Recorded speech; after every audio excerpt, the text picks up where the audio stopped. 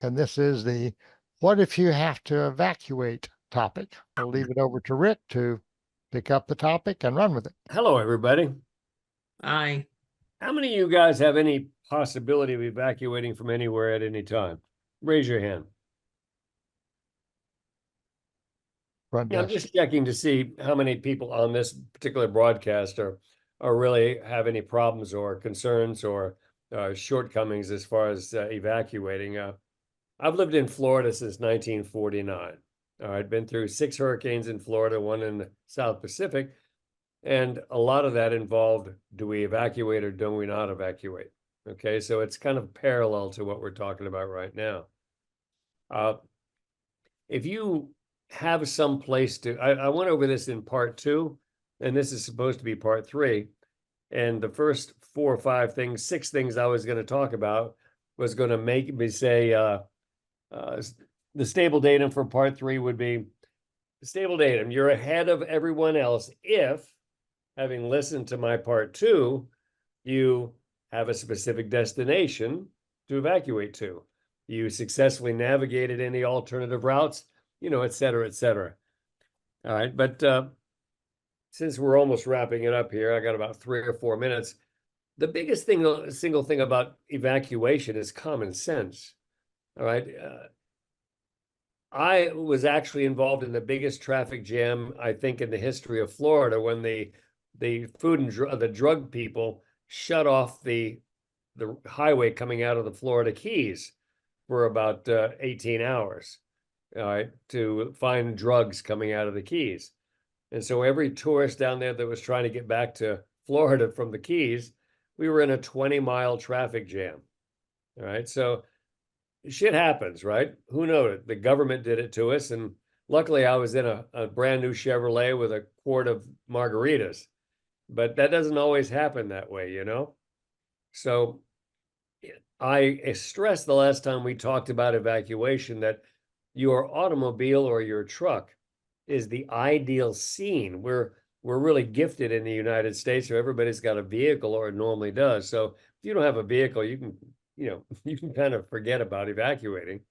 But if you do have one, if you don't know what to put in your truck or car on a daily basis, for instance, if you don't have a set of tools for that vehicle, if you don't have spare oil and stuff for that vehicle, if you don't have, at least a couple of gallons of water stashed somewhere in that vehicle, if you don't have your little get-home bag, with a day or 3 of food, if you haven't got that stuff by right now, you are seriously, well, you're seriously something. I'm trying to watch my auditor's code these days, but think with it, okay? Emergency by definition is usually a surprise. So if you haven't got that stuff, do it now, okay? There are so many bad indicators in the environment, on the news, and the political situation, and the financial. This shit could happen anytime, all right? And evacuating might be a matter of getting home from Tampa, if somebody declares martial law, all right? So the stuff happens. So gear up your vehicle. If you don't know what to do, call me. All right. Nobody ever calls me, but you can call me. This is much better than me talking for 15 minutes to somebody who's not going to do anything. All right. So if you're really concerned about what to put in your vehicle, give me a call and I'll talk to you for a half hour if you need to. Okay. If not, if you've got all that stuff in there, you should have a set of tools for your vehicle and for possible setting up a camp.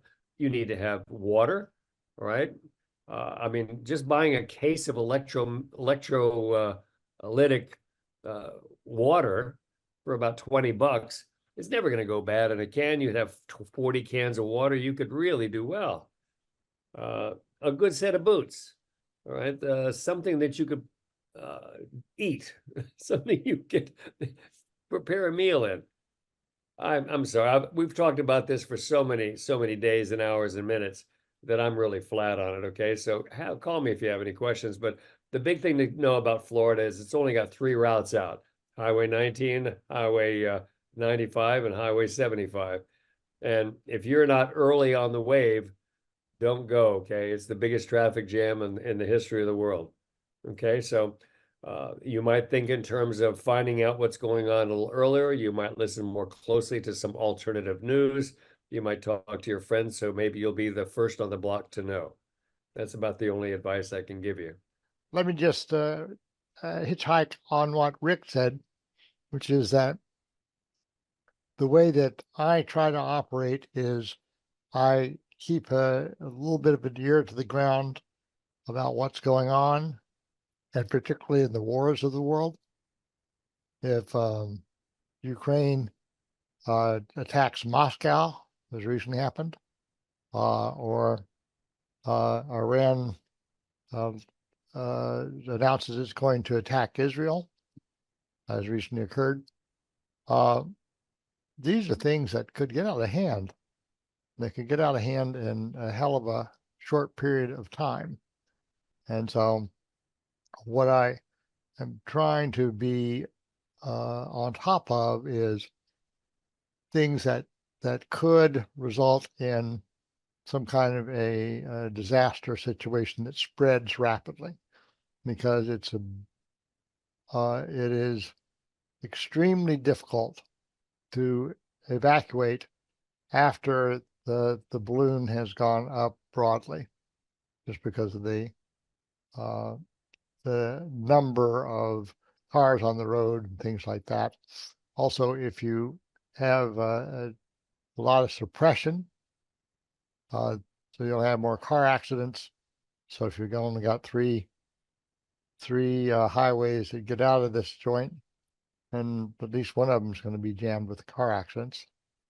So it's an interesting phenomenon. So one of the things I'm trying to do is set it up so that if something is looking hot, I'm going to try to get the jump on it, and then hopefully we'll be all prepared and nothing will happen. Kind of like somebody throws a war, nobody comes, and that'd be nice.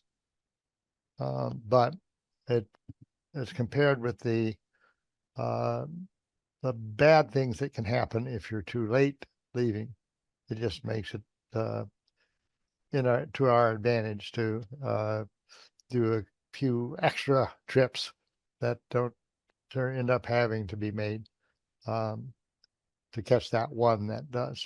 So that's the way that I'm currently doing it. If anybody's got any suggestions or feedback, happy to do that.